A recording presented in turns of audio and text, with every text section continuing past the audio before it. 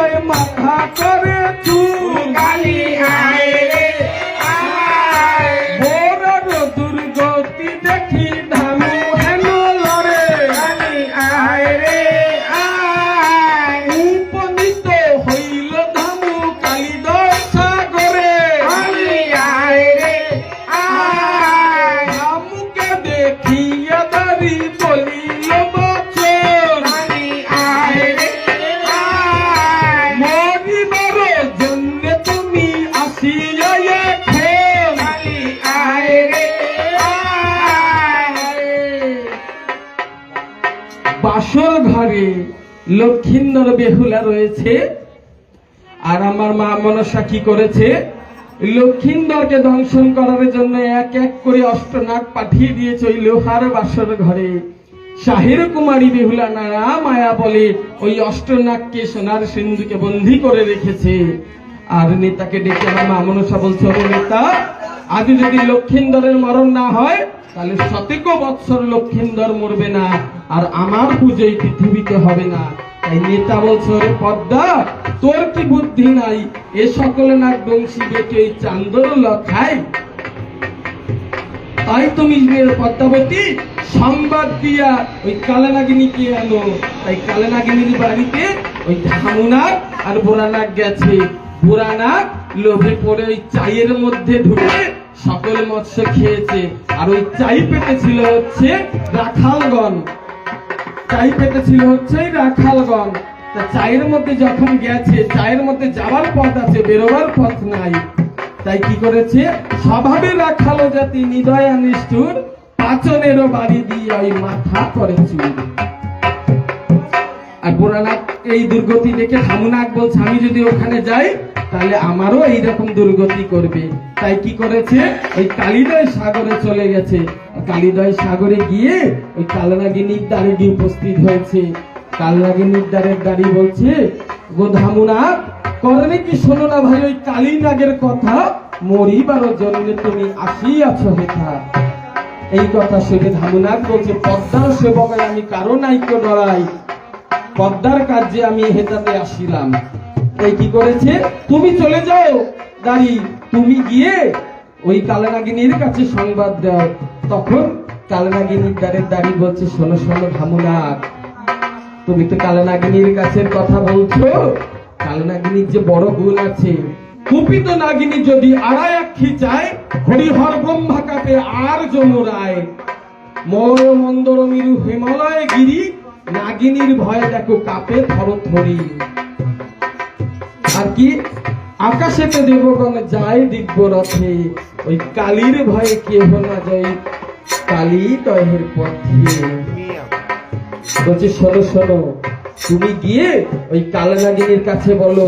তার মায়ের ভগিনী মনসা সুন্দরী তার দ্বারে ধামুনাগ এসছে তাই কি করেছে ওই ধামুনাগকে ওখানে দাঁড় করিয়ে দাঁড়িয়ে চলে গেছে কালনাগিনীর কাছে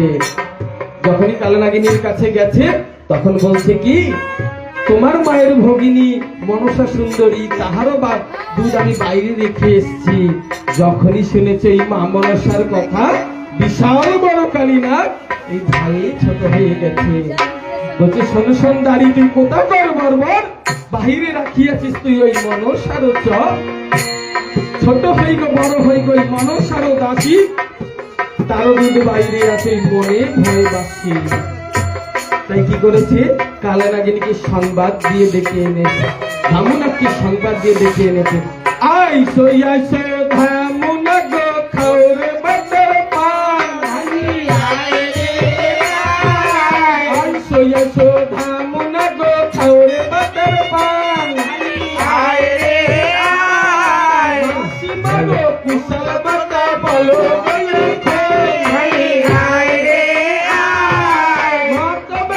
পদ্মাবতীর গায়ে হইয়াছে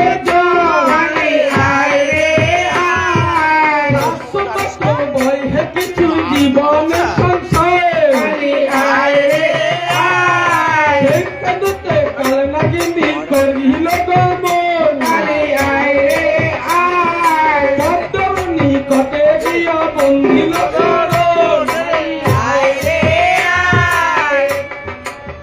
কালনাগিনীর কাছে গিয়ে কি বলেছে ধামুনাগ মাথা ব্যথা পদ্মাবতীর গায়ে হইয়াছে জ্বর, শ্বাসমাত্র বহে কিছু ওই জীবনের সংশয়। তুমি যদি কালনাগিনী তুমি যদি ওই পদ্মাবতীর কাছে না যাও, পদ্মাবতীর জীবনটা চলে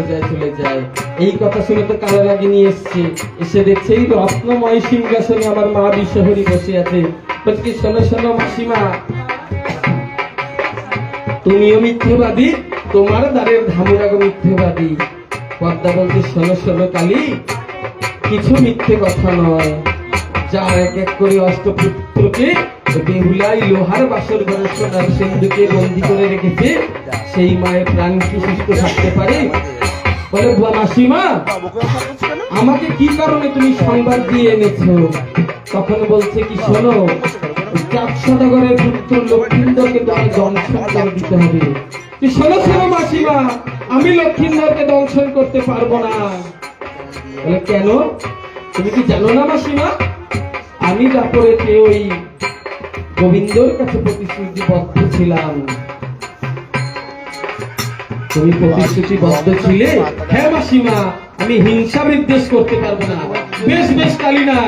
তুমি হিংসা বিদ্বেষ করতে পারবে না, তুমি ফিরে চলে যাও। তবে শুনে যাও কিছু কথা, জগতে জানে ওই চান্দ পদ্মার বিবাদ, আজ থেকে আমি চাঁদ সদাগরের সাথে সকল বিবাদ মুঠিয়ে দেবো, আর তোমার সঙ্গে বিবাদ শুরু হবে। তুমি কত বড় কালিনা, আর আমি কত বড় মনসা যাচ্ছ কালিনা। মা মনসার অনেক ক্ষমতা, এই মহামায়াকে ঢলিয়ে দিয়েছে, মহাদেব ঢলে গেছে। সামান্য দেবী নয় মা মনসা। এই মা মনসার সাথে যুদ্ধ করে কালীনাথ পারবে না, তাই মনে মনে ভাবছে তুমি মরুক চান্দ মরুক, মরণ এড়াই নাই। আজ্ঞা করে পদধূলি দেও না মাসি, তোমার কাজে যাই। চান্দ মারুক তুমি মারো, মরণ এড়াই